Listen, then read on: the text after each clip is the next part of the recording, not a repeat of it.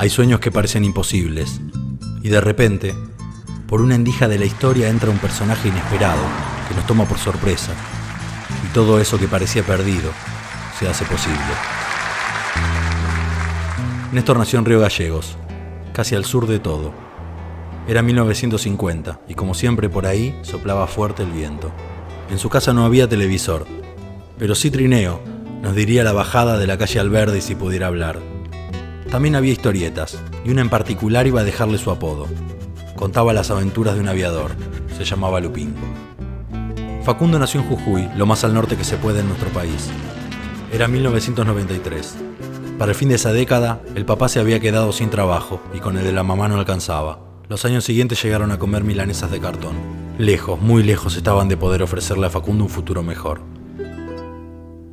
Más de 30 años antes, el pequeño Néstor, ya conocido por todo el mundo como Lupín, acompañaba a su papá que trabajaba en el correo. Cuentan que estuvo con él en el Palacio de Correos en Buenos Aires. Los vericuetos de la historia quisieron que su primera estatización como presidente fuera la del Correo Argentino, y que aquel palacio se convirtiera en un centro cultural con su nombre. Para fines de los años 60, Argentina vivía una de las tantas dictaduras que signaron su siglo XX. Néstor iba a encabezar el centro de estudiantes de su colegio secundario. En los 70, iba a viajar a La Plata para estudiar Derecho. Tener ideas en aquella época era peligroso, y a él se le había metido en la cabeza que la política era la herramienta para mejorar la vida del pueblo. Fue por esos años que le dijo a su novia Cristina que quería ser gobernador de Santa Cruz. Se casaron en 1975 y cuando llegó la dictadura se fueron a vivir para allá. Compañeras y compañeros, habla el presidente del Ateneo, el compañero Néstor Carlos Kirchner. Néstor y Cristina fundaron el Ateneo Juan Domingo Perón. Para la vuelta de la democracia en 1983, Lupín ya era un dirigente de su tierra natal. En 1987 era electo intendente, y para 1991 era elegido gobernador de su provincia como se lo había prometido a Cristina casi 20 años antes. Faltaba una década de neoliberalismo, hambre, muchísimo, 5 presidentes en una semana, y al final una nueva elección para que Lupín llegara a la Casa Rosada. El 25 de mayo de 2003 ya faltaba menos para que la historia de Néstor se cruzara con la de Facundo.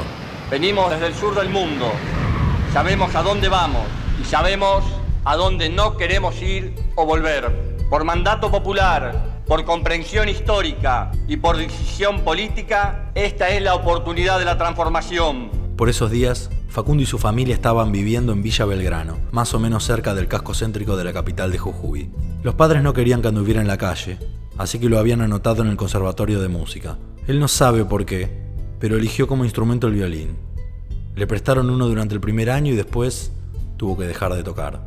Facundo llevaba unos meses así, otra vez sin rumbo, cuando llegó la noticia de que el presidente iba a hacer un acto en Posta de Hornillos. Ese día hubo asueto en Jujuy. Facundo, su papá y su mamá se levantaron muy temprano, prepararon unos panchos y agua, mucha agua, porque había que estar bajo el sol de la quebrada. 1 hora y cuarto después llegaban a Posta de Hornillos. Frente a un pequeño palco donde estaba el nuevo presidente, no había más de 200 personas. Fue cuando a la mamá de Facundo se le ocurrió una idea. ¿Por qué no le escribimos una carta para ver si nos hace llegar un violín? Y ahí nomás, Facundo se abrió paso entre toda esa gente grande que se agolpaba.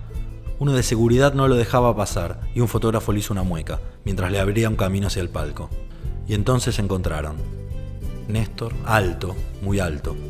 Facundo mudo, viéndolo desde abajo, con la carta en la mano.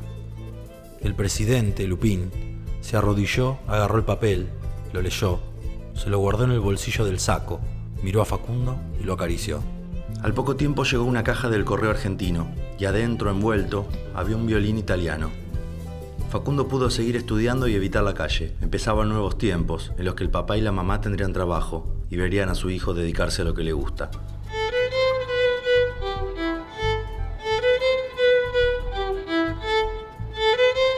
No he pedido ni solicitaré cheques en blanco. Vengo en cambio a proponerles un sueño: reconstruir nuestra propia identidad como pueblo y como nación.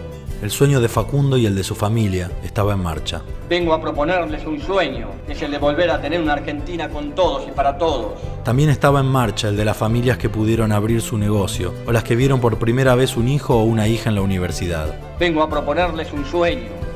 Quiero una Argentina unida, quiere una Argentina normal. Estaba en marcha el sueño de las madres que esperaban justicia, el de las abuelas que buscaban a sus nietos y nietas. Quiero que seamos un país serio, pero además quiero un país más justo. Estaba en marcha el despertar de toda una generación, esa que alguna vez Cristina denominó como la generación del Bicentenario. Era la de Facundo, la que descubrió con Néstor que nuestros sueños son posibles. Anhelo que por estos caminos se levante a la faz de la tierra una nueva y gloriosa nación, la nuestra. Muchas gracias. ¡Viva la patria! El pibe del norte, el presidente del sur, y la historia de todo un pueblo que se levantó.